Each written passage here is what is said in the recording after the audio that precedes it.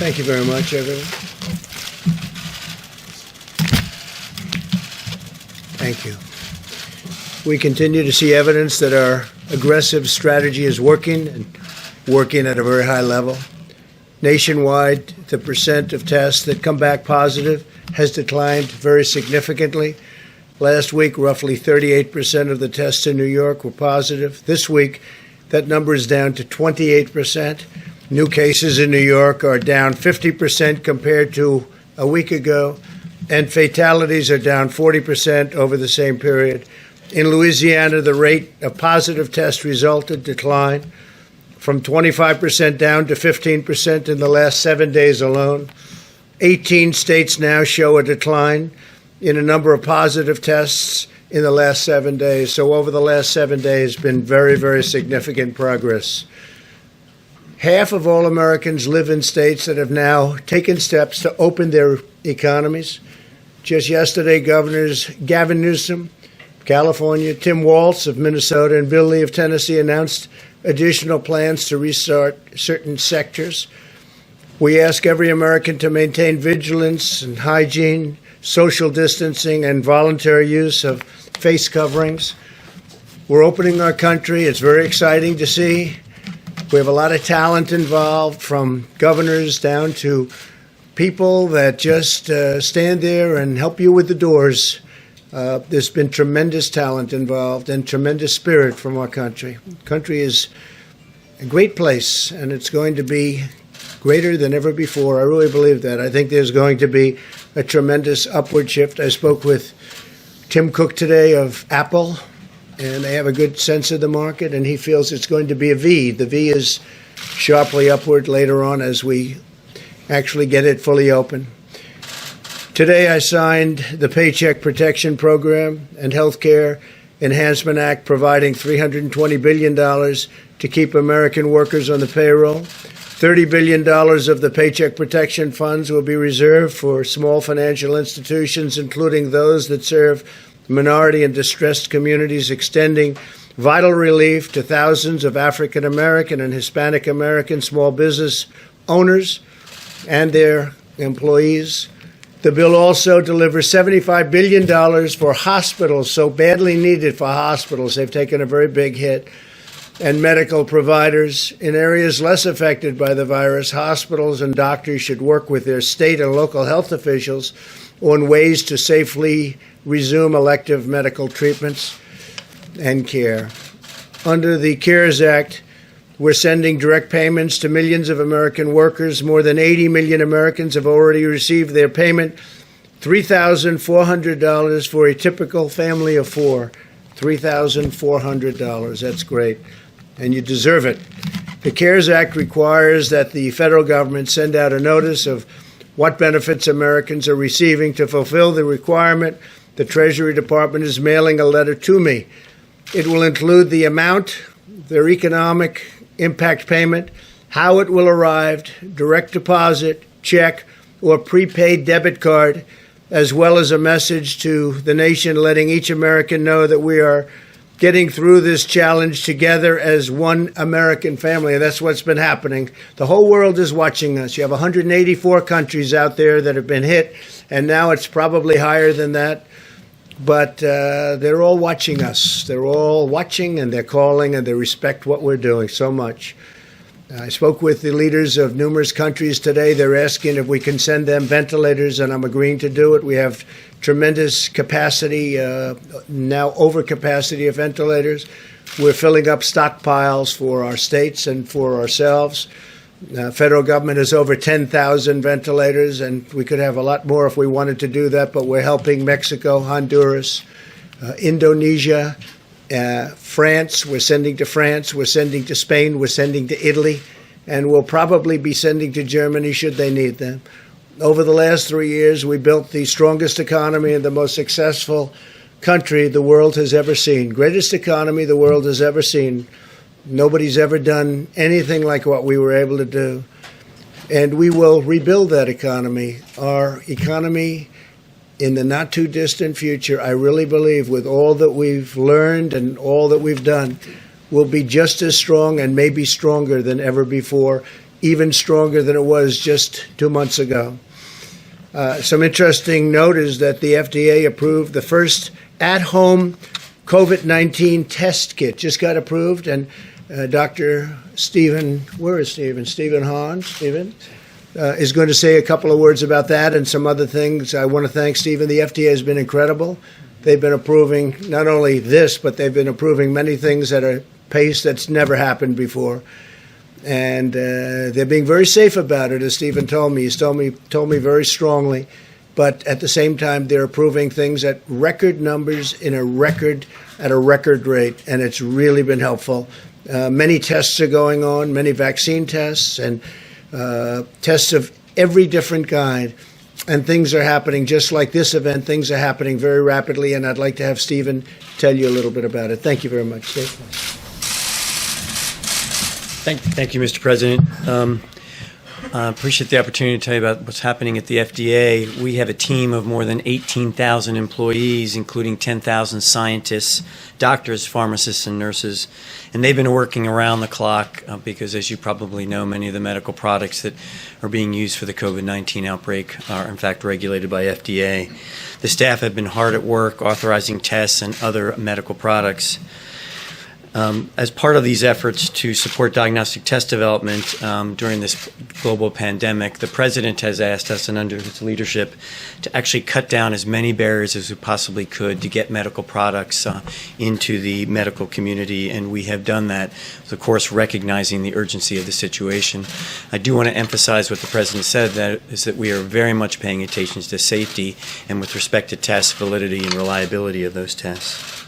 And I think it's really important to understand how far we've come in just a few short months.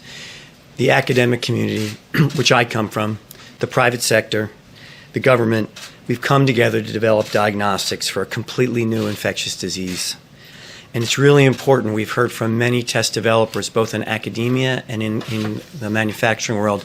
This normally takes years to develop. You've heard Dr. Birx talk about the fact that HIV tests have taken many, many years to develop. This has happened in weeks and months. We've been laser focused on working with both industry and academia to actually make this happen. To date, under our emergency use authorization approach, we've quickly reviewed and authorized 63 tests, both diagnostic as well as serologic, that is the antibody test. We've had several point-of-care tests, and that's important because those can be done in the emergency room or in a doctor's office, et cetera, and much more convenient for the patient. And this week, as the President said, we authorized the first at-home test by a company called LabCorp. This is a test where, under certain circumstances with a doctor's supervision, a test can be mailed to a patient, and the patient can perform the self-swab and then mail it back and get the results after that time, all under the guidance of a licensed physician. And we're not just letting up with these 63 tests we've approved. We are working with more than 400 test developers who are pursuing authorization for their diagnostics under our current policies. And under our regulatory approach, which is quite flexible, many other tests are becoming available. We have heard and have reported to us 220 labs around the country have begun patient testing using their own validated tests. This has allowed us to increase significantly tests around the country. I updated you earlier this week on serologic tests, these antibody tests that are used to detect natural immunity, and the FDA's approach to help make these tests available. While these are just one part of our larger response effort, they can play a role in helping move our economy forward by helping healthcare professionals identify those who have immunity to the COVID-19. And just finally, when it comes to therapeutics, we are leaving no stone unturned in finding treatments for COVID-19. You do know that we don't have any approved currently therapeutics for COVID-19, but we are actively involved with both the academic and the commercial and private sector to find those. 72 trials of therapeutics are underway in the United States under FDA oversight, and 211 are in the planning stages. So we expect to see more. This includes convalescent plasma as well as antiviral therapies. Work continues on vaccines, and 2 firms have announced that the FDA has authorized their trials to go forward, one of which we've mentioned here before. And finally, in response to the President and Task Force request, we've stood up the Coronavirus Treatment Acceleration Program. We are leaving no stone unturned, as I said, and we're working around the clock to develop these therapeutics for the American people. Thank you very much. Dr. Hahn, a question about antibody tests, please. It's a quick question, and it's timely because just about an hour ago, a subcommittee with oversight released some findings that the FDA doesn't have any review of the antibody tests that are on the market. There are no guidelines to tell which ones should be out there, and there's no way to test their accuracy. They're quite worried that these are junk tests on the market because they weren't reviewed before they were approved. Is that true? So under our policy, we provided flexibility. What we've told manufacturers is that in order to market in the U.S., they have to validate their tests. They have to tell us that they validated their tests. And then in the package insert, they have to let people know, and users, labs, et cetera, that those tests were not authorized by FDA. We've authorized 4. As I mentioned, more in the pipeline. And these tests that have come in without any information to us but have been self-validated, as I mentioned at the podium a couple days ago, we are working with the National Cancer Institute as well as CDC to perform our own validation of the tests that have been sent to us. So we'll provide as much information as we possibly can. And there is transparency on our website about those tests and also the tests that we have authorized. Thank you. Thank you very much, Mike. Please. Thank you, Mr. President. From early in this effort, President Trump has called forth a whole-of-government response to the coronavirus epidemic in America. And by that, the President made clear when he asked me to lead the White House Coronavirus Task Force, not merely a whole of the federal government, but a full partnership with state and local governments across the country. And today we renewed that with our latest conference call with governors all across America. We've met with them today specifically to speak about the progress that our governors are making, expanding testing across the country. And we were pleased to hear about the extraordinary and rapid progress that governors are making. At the outset of the call, where we had more than 50 of our nation's governors, we, of course, had Pete Gaynor of FEMA report on progress. More than 35,000 National Guards stood up, 5,000 active duty military deployed in 10 states. And we were also pleased to report that FEMA, HHS, and the private sector have coordinated the delivery of shipments to states around the country, including nearly 67 million N95 masks, 105 million surgical masks, surgical gowns, shields, gloves, more than 10,000 ventilators, and more than 8,000 federal field medical station beds. Beyond the report that we provided to the governors, we assured them that at the President's direction, this is one team, one mission. And we made it clear to the governors that we know we're all in this together. And the partnership that we have forged together really begins with mitigation efforts. It moves to making sure our healthcare workers have the support they need, but also testing is in the forefront of all of our minds. We're working to make it possible for every governor to access the existing capacity to enable our states to be able to reopen responsibly under the phased approach that the President unveiled 1 week ago. A little bit of context, you may recall that 1 month ago, all of the testing that had been done in America, 80,000 Americans had been tested. But as of this morning, 5.1 million Americans have been tested for the coronavirus. A quick reminder to our fellow Americans, and this was something from our scientists today at the task force, we reminded governors of this as well, that as testing increases dramatically across the country, cases will increase as well. But people should not be discouraged by those numbers. We are looking at very positive trends in hospitalization, in emergency room entrances, and we continue to see, as we've said at this podium every day over the last several weeks, we continue to see positive progress, not just on the West Coast, but even where the coronavirus epidemic has most deeply impacted in areas of the greater New York City area, New Orleans, Detroit, and elsewhere. On our nearly 2-hour phone call today with those governors, we heard of the progress governors were making in implementing the resources that we've been working to provide them, not just the medical equipment, but also, as you recall, that map a week ago that showed where all of the equipment is all across the country in all 50 states. Governor Cuomo joined us for the call today. He spoke favorably of his meeting here at the White House, Mr. President, and his recognition that testing is a partnership between the federal and state governments. As Governor Cuomo said today, he understood that the federal government works with national manufacturing and supply chain, and the governors deal with the labs to expand and implement testing at the state level. Governor Cuomo also explained how he's using his licensing authority as a governor to stand up the more than 300 labs that can do coronavirus testing in the state of New York, and we congratulated him for his leadership in that and urged other governors to use their authority similarly. In Tennessee, Governor Bill Lee told us that he's deployed the National Guard to stand up more than 20 drive-through test sites. They're testing 10,000 people a day, have already tested more than 130,000 people in Tennessee, and they expect to surge another 15,000 people in testing sites this weekend in Tennessee. Massachusetts is an area we're continuing to watch very closely as cases have not yet stabilized, and Governor Charlie Baker, after he thanked us, Mr. President, for the Army Corps of Engineers deployment of 4 field hospitals, he described how they have rapidly expanded testing all across Massachusetts. We commended him for that. In the beginning of March, he said they had just 1 testing site in the state of Massachusetts, and now, thanks to Governor Charlie Baker's team, they have more than 30 testing sites. Minnesota Governor Tim Walz reflected on the call today about the partnership he's forged with the Mayo Clinic, the University of Minnesota, and State Health Department. They're actually collaborating to perform 20,000 molecular tests and 15,000 antibody tests per day.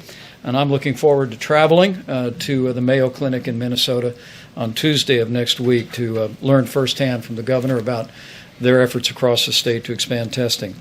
Iowa Governor Kim Reynolds gave us an update, Mr. President, on her progress. She's literally tripling testing capacity in her state through a partnership with the private sector, with the University of Iowa and Iowa State University.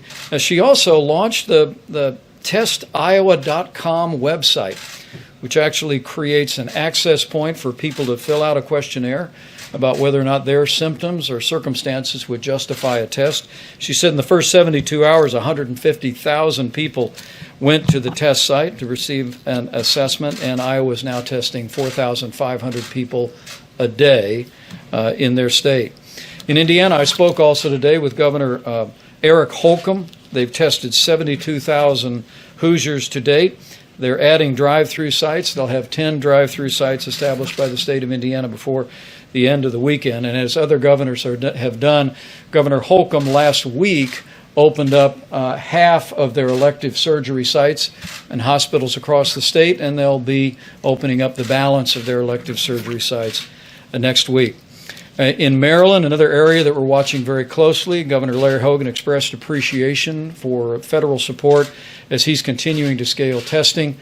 He had been in touch with the National Institute of Health, which is opening up its laboratories for Maryland to do testing, and we were also able to confirm to him that Walter Reed Hospital's laboratory capacity is available to Maryland.